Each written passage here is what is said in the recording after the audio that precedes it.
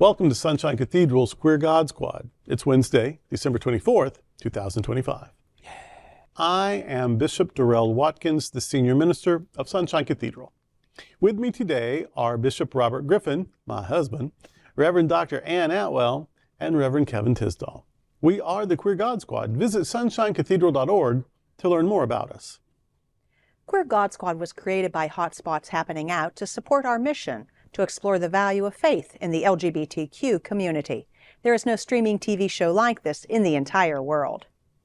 In 2025, we are celebrating the 40th anniversary of Hotspots magazine, with Queer News Tonight sharing over 11,000 stories and 11 million views so far.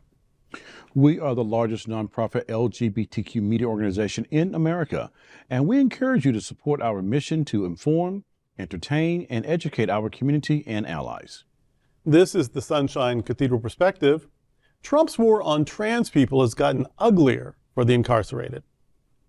Earlier this month, the Department of Justice, DOJ, instructed auditors to stop evaluating prisons and jails using specific standards designed to protect transgender, intersex, and gender-nonconforming people from sexual violence under the Prison Rape Elimination Act, PREA. This change, communicated in an internal memo, is intended to align PREA audits with Trump's executive order on, quote, gender ideology extremism, end quote, which recognizes only two sexes. Consequently, while the revision process is underway, auditors will temporarily mark these protective standards as not applicable during inspections of federal, state, and juvenile detention facilities. So, auditors will no longer review whether facilities house transgender people based on their gender identity, and they will stop considering whether sexual assaults were motivated by gender identity bias. Advocates, including Just Detention International, warn that this rollback will immediately put vulnerable people in danger, noting that LGBTQ+ prisoners are already over 6 times more likely to be assaulted than the general population. While the current PREA standards remain technically in effect until finalized revisions are made, the memo allows correctional facilities the choice to ignore them. The move is the latest in a series of administration policies removing legal protections for transgender people. My commentary on this can be whittled down to one word: diabolical.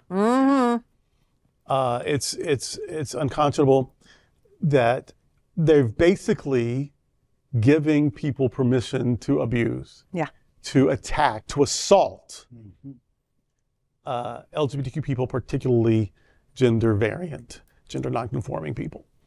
And to what end? For what purpose? Whose life is better? How is crime reduced? What is served by giving the green light to torment people just because you've decided they don't deserve to exist? This is Nazi era level stuff. I mean, it really is. And every time, people don't like something, they say, oh, it's Nazi. So it's lost its impact. But no, the Nazis did things. And this administration does some, way too many, not all, but some of those things. And this targeting a vulnerable group and making their lives intentionally more miserable is one of those things that Nazis 100% did, and that this administration is doing. There is no reason in the world. I'm a trans woman. I got caught shoplifting. I'm paying for that crime. There's no reason why I should be afraid every day of my life that I'm going to be raped, because they forced me into a male institution and now made it easier for the men in that institution to abuse me. You can't make it make sense. And that people of faith, I'm assuming, Grace says ignorance. I'm going to say there's a lot of people who just don't know. But if you've heard the story, if you've read the story, if you know about the story, if you aren't immediately sickened and want to do something about it, then I question your faith. I question your humanity. I question your decency. Because it doesn't take a seminary degree or a confirmation dress or a Sunday school certificate or a revival meeting to know it's wrong to facilitate rape and to target particularly the most vulnerable population. Mm-hmm. You know, this is already a marginalized community to begin with, Mm-hmm. inside of a system Mm-hmm. that is already on so many levels unfair and unjust.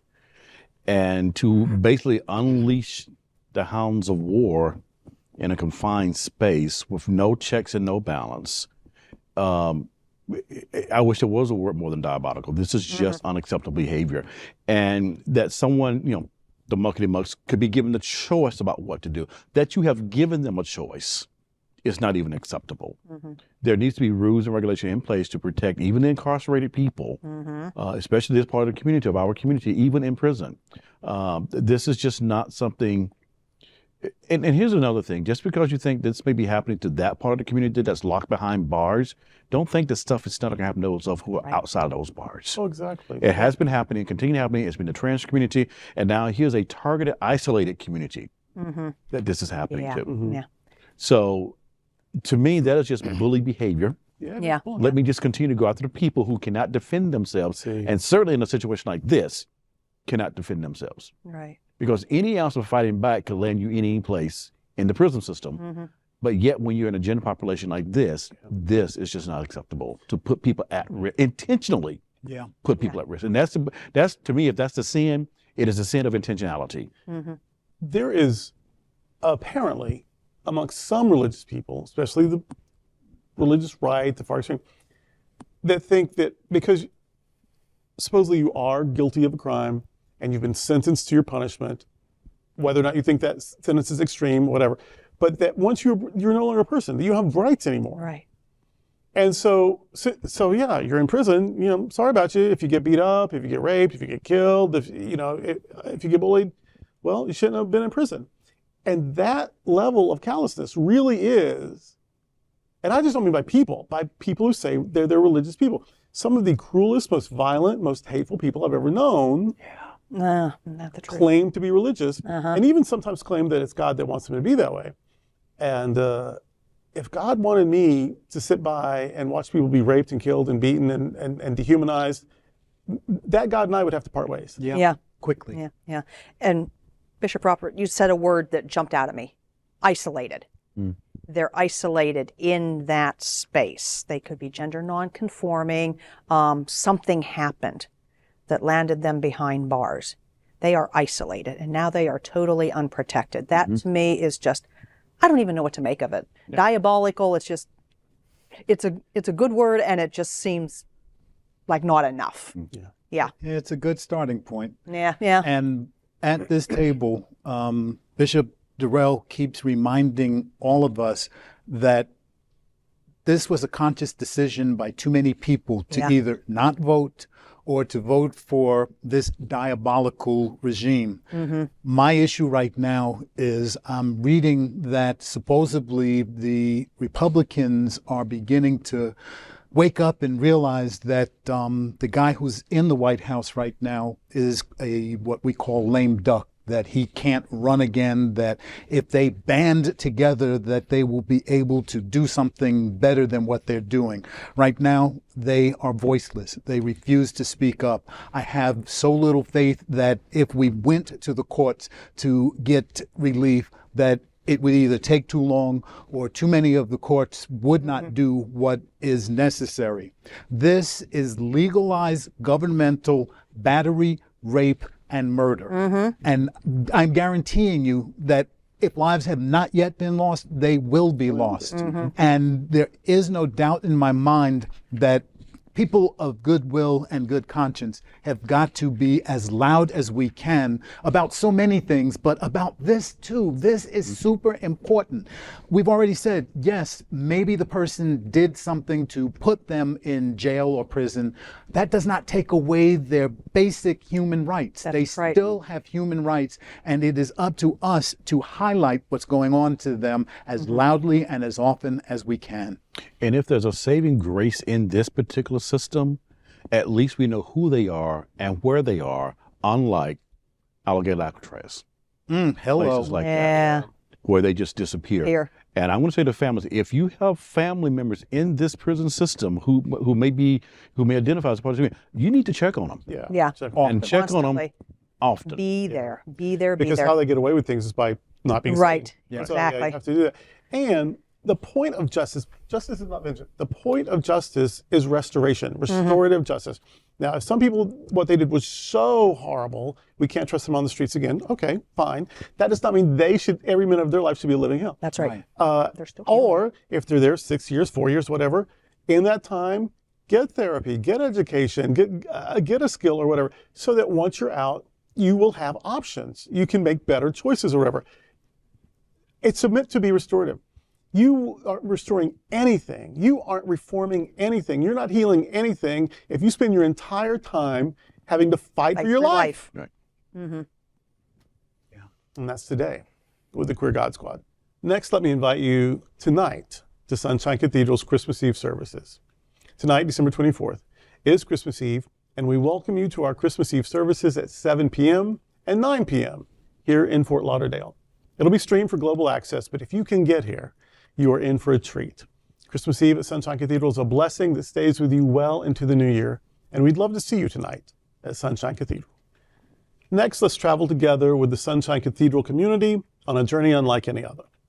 What if we tell you there are places in the world where time seems to slow, where marble glows like soft fire at sunset, where palaces whisper centuries of craftsmanship, where dome scatters rain of light so delicately it feels like standing inside a living artwork.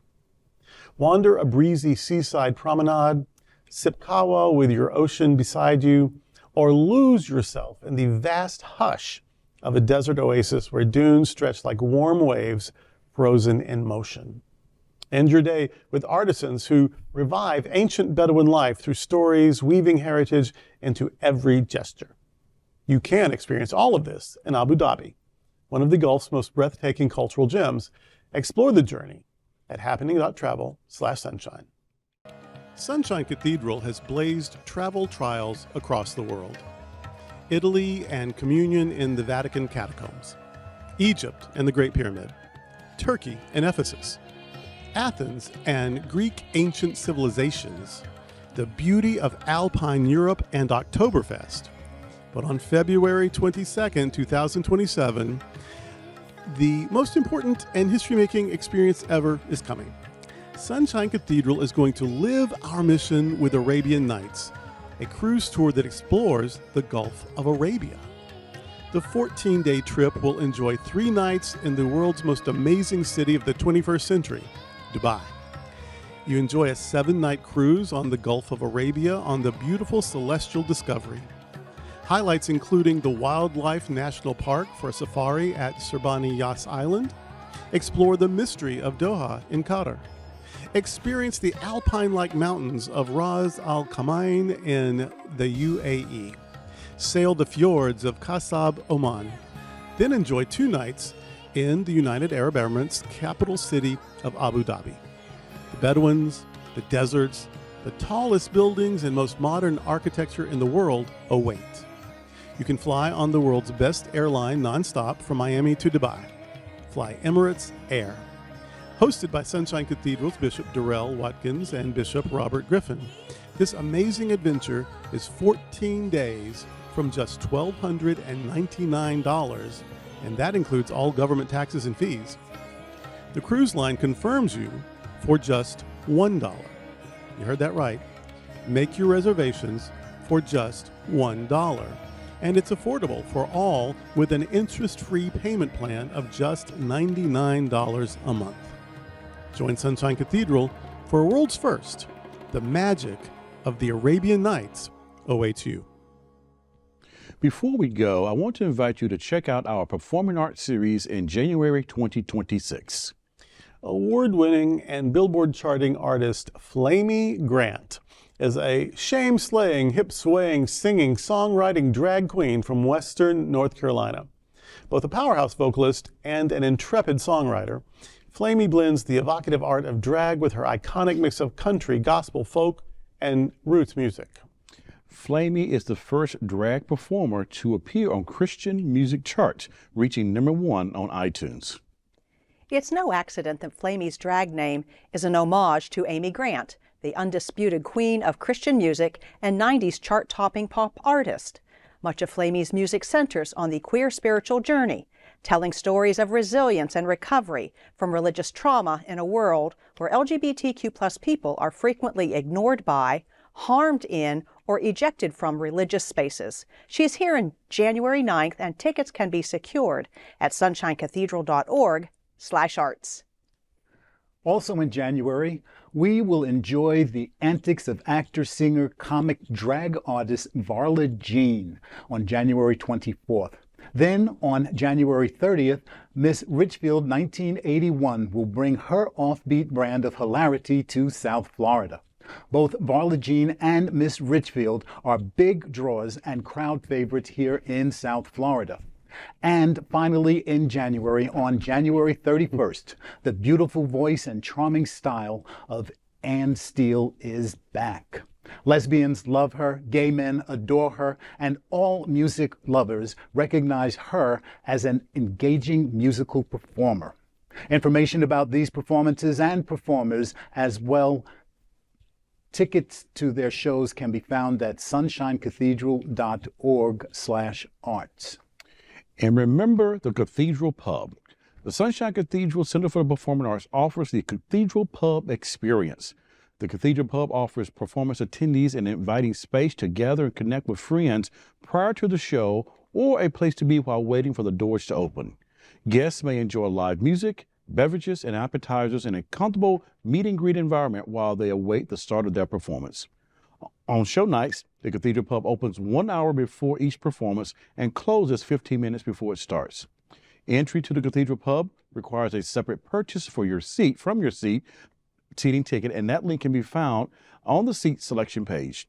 Be sure to purchase before checking out. There's a limited number of people who can get pub passes, so don't delay. And join us if you can for Christmas Eve services at Sunshine Cathedral, December 24th at 7 p.m. or 9 p.m. Thank you for joining the Queer God Squad today. We are here daily at 3 p.m. to have some fun and to discuss what our LGBTQ community is talking about.